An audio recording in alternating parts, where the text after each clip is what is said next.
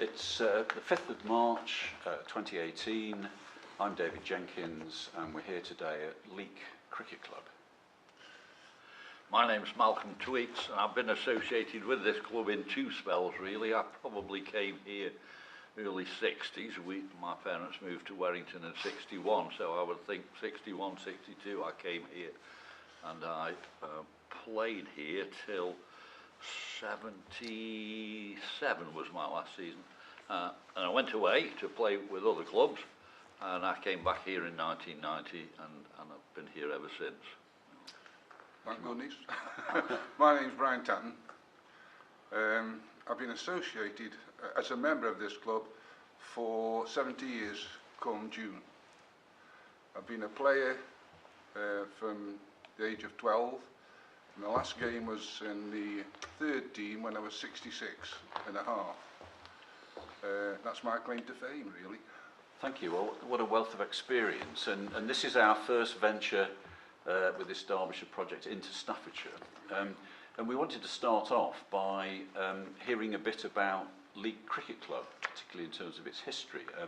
My understanding is it used to be based around a hall, Highfield Hall. Well, even before that, David, in 1844 this club was formed, so this is one of the oldest clubs, certainly in this area, It's if the not in second the oldest to country. Burslem in this league, yes, in this And, area. yeah, and we, and at that time it was formed by a group of really sort of businessmen or professional people in Leek, and at that time they were playing somewhere down near Barnfields. They had some sort of rough ground. They certainly weren't playing here then, but eventually they came to play at Highfield. But we had Beggars Lane as well, didn't we? Yes, what happened was that there was two separate clubs from the inception in 1844. One was Leek Cricket Club and one was Leek Highfield.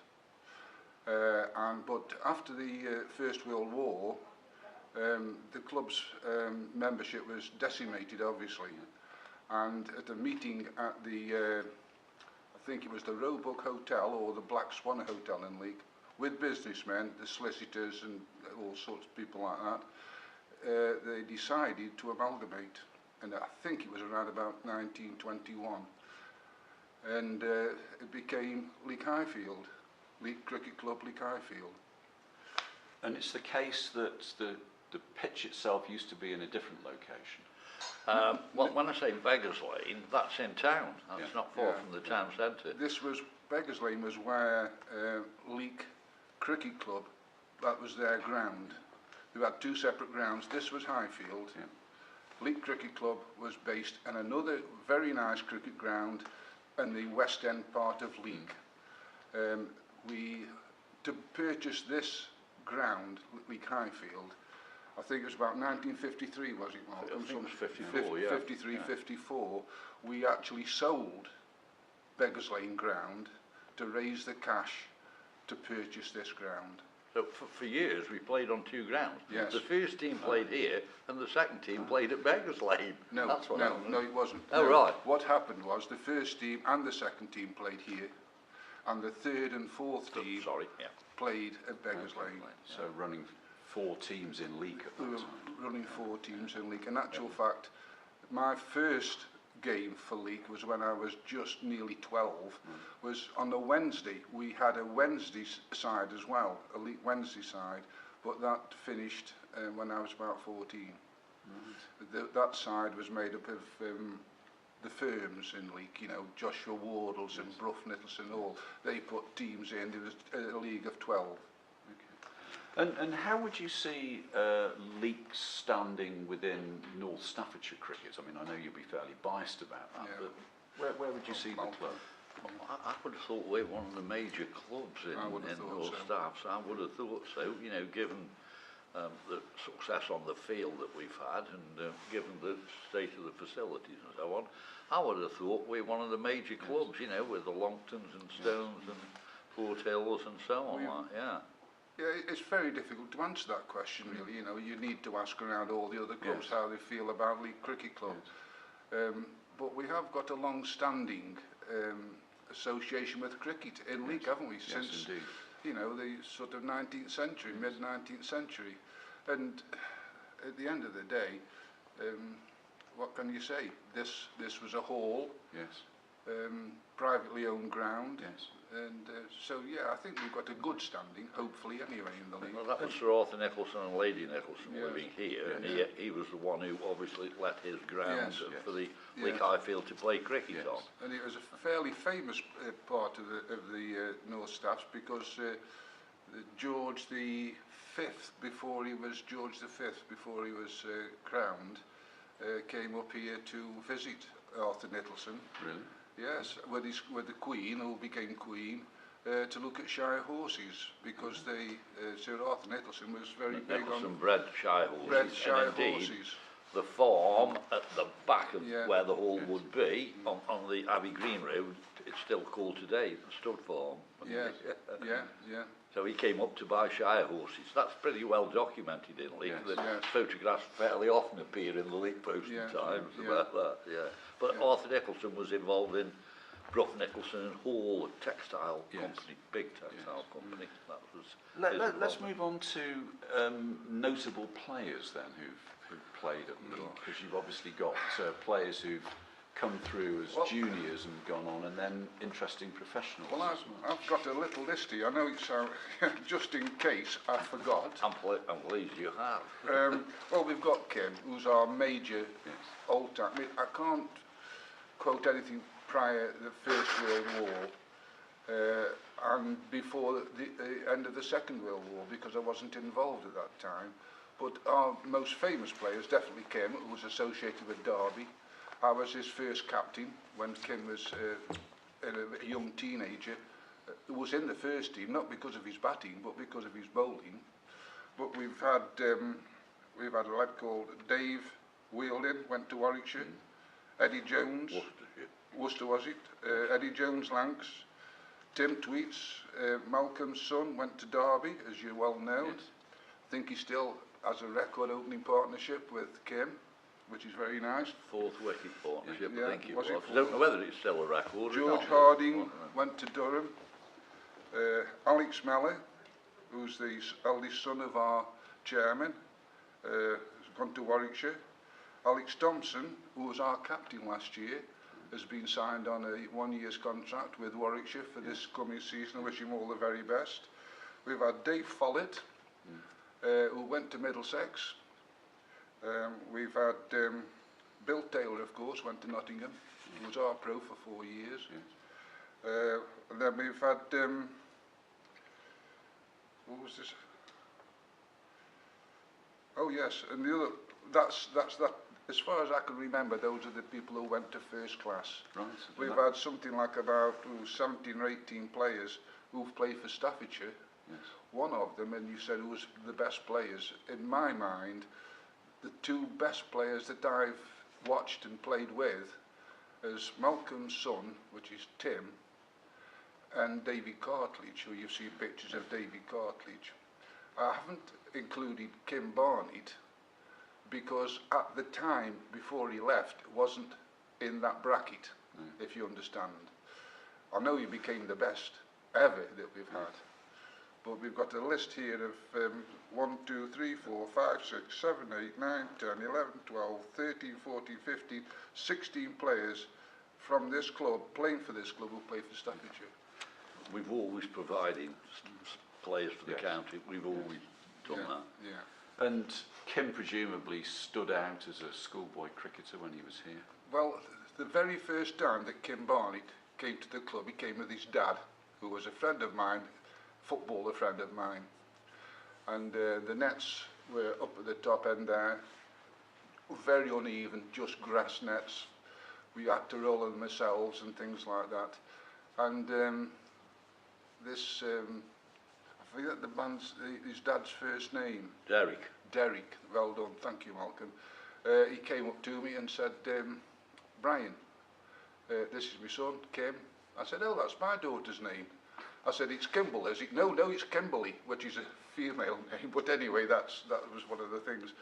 And he had a net, and a lad called Clive Boot was bowling at the time, and he was quite quick and erratic. And I remember Kim, without helmets and things like that, a ball straight there, Kim, as a young lad, and he got it. He'd already got it. I think he'd played for Oakamore for a season. Bolton's, didn't he? Played at Bolton's. He played at Oakamore, yeah, with Bolton's team, yes. He was a very, very fine young player. But he got into the first team not because of his batting, but because of his leg break bowling and googly bowling. Interesting. And Tim started in the same way? Yeah, Tim's always... We lived at Stockton Brook and he played at Bagnall Cricket Club for a bit. I have 3 boys. Tim's the youngest, Simon's the middle one, Jonathan's the oldest. And they all played at Bagnall. But there was going to come a time when they probably going to have to come to a bigger club. And that's, they came here. Yeah. And yeah, I would think probably he did stand out bright, didn't he? Oh, there's no question. Yeah. Tim and Dave Cartledge. And let's assume that Kim as well. Those are the 3 major batsmen that, in my opinion, we've ever had. Yes. We've had some very, very good players who are just not quite up to their standing. Because, of course, Dave Cartledge was very to the fore when Staffordshire was strong in the early 1990s. He's played over 100 times for Staffordshire, David. Yes. And he's trying to work out, because I've kept almost all of the handbooks and things for all of those years. And I was trying to work out, taking into account David's very poor start to first team cricket. He didn't start until he was 16 and he never got a 50 in junior cricket, David Cartledge didn't, would you believe? But he blossomed, he really did blossom. And as I say, he's played for Staffordshire, he's played at Lords and he's done very well. Let me ask a little bit about professionals that Leek have had in terms of who are the ones that you would think have made the most contribution, not necessarily on the field, but in terms of helping? Brian will have had more experience of pros than me, but the shirt of the one I think is the best pro I've ever seen is on that wall there. Yes. And that was Otis Gibson. Yeah, go along with that. Otis Gibson, yeah. And I had a year playing with Otis, and gosh, he's a fine player. And the singer, we always said this. I remember talking to Richard Downend when Richard came as the professional and saying, listen, this isn't just about batting, bowling and fielding. Professionals have got to make a difference in the changing room. They've got to get 10 other players to raise their game and so on. And I think, and Otis was good at that. Yeah, I think he was the best one. And did he come here after he played county cricket or before? No, he'd played at Glamorgan when he came here, but he'd been playing out in South Africa, and our professional in that year, which I think was probably 99, I think. Was it Mike Rindle? No, it was the lad who bowled leg breaks, and he was injured. He couldn't bowl anymore, and so he was going home. We were looking for a substitute pro, and Otis was late getting back from South Africa. And one of the agents that Brian Mellor spoke to mentioned his name. So I can't remember how we got hold of him, but I phoned John Steele. You know, John Steele is associated with this club, and John went to Leicestershire, didn't he, and then Glamorgan. And John managed Glamorgan for a couple of years, and I think that's when Otis played there. So I phoned John, and he said, I'll tell you how to get hold of him, but if you can get him, have him. He's a great man and a good player. So that's how he came about, and he came to help us out, didn't he, in that season? And stayed the season after. Yes. And then in 2001 he was here when we won the triple. It's never been done before. No, it won't be done again if the Staffordshire Cup doesn't run. No, I mean, one hell of an achievement really. And we lost the first game of that season. We lost the first match. And I was chairman, wasn't I then? But I'd stopped playing. That's the year I'd stopped playing that. And I was walking down the lawn. We were still at the top. We weren't in here, were we? No. I was walking down the lawn, and Otis came to me. We just lost to Checkley. And he said to me, I've come here so that we can win trophies, he said. And I don't think this team's going to be able to win trophies, so you better start playing again and somebody else a bit and so on. And I said to him, we've got 5 or 6 new lads in the side, haven't we? Stuart Parker and Cullerton and so on. So I don't expect much to happen this year, but next year I do. There you are. What tells you what I know about cricket? It was the only game we lost all year. Let me finally move on to some of your playing memories, if you like.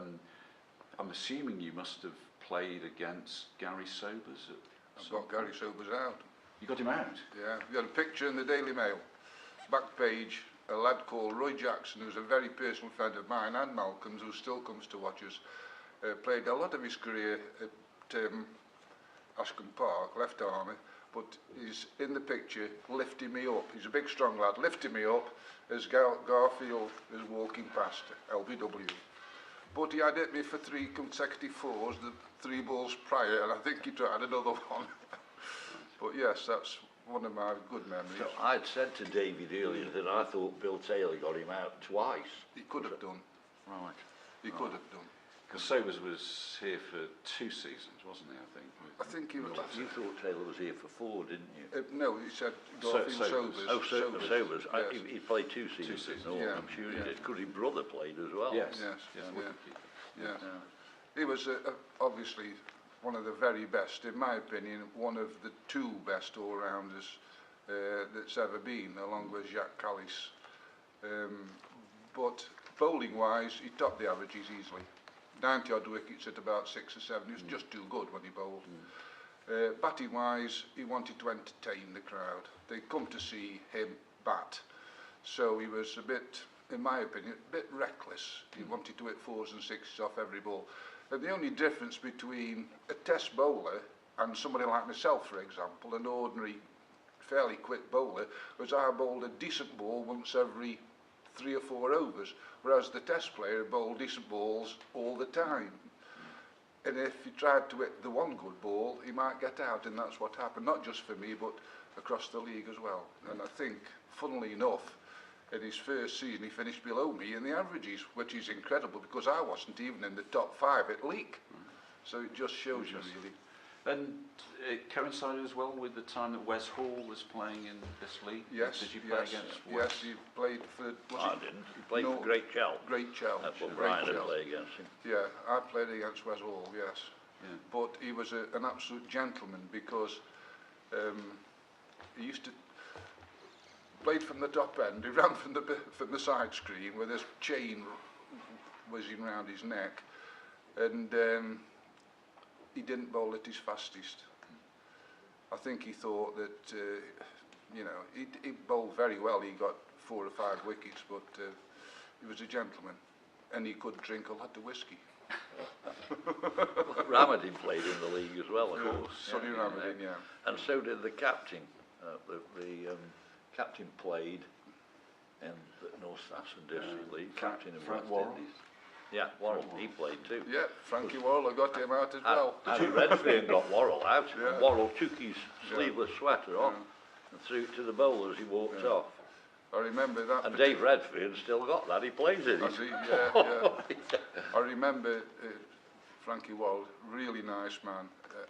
As I say, another mistake, and I got his wicket. And he said, well bowled. I said, thank you. And I thought, right.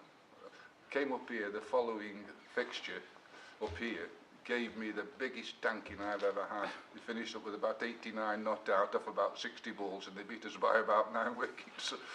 But he was a gentleman. Well, thank you very much indeed for that. That's those memories and everything about Leek Cricket Club. It's been very interesting. Thank you. Thank you.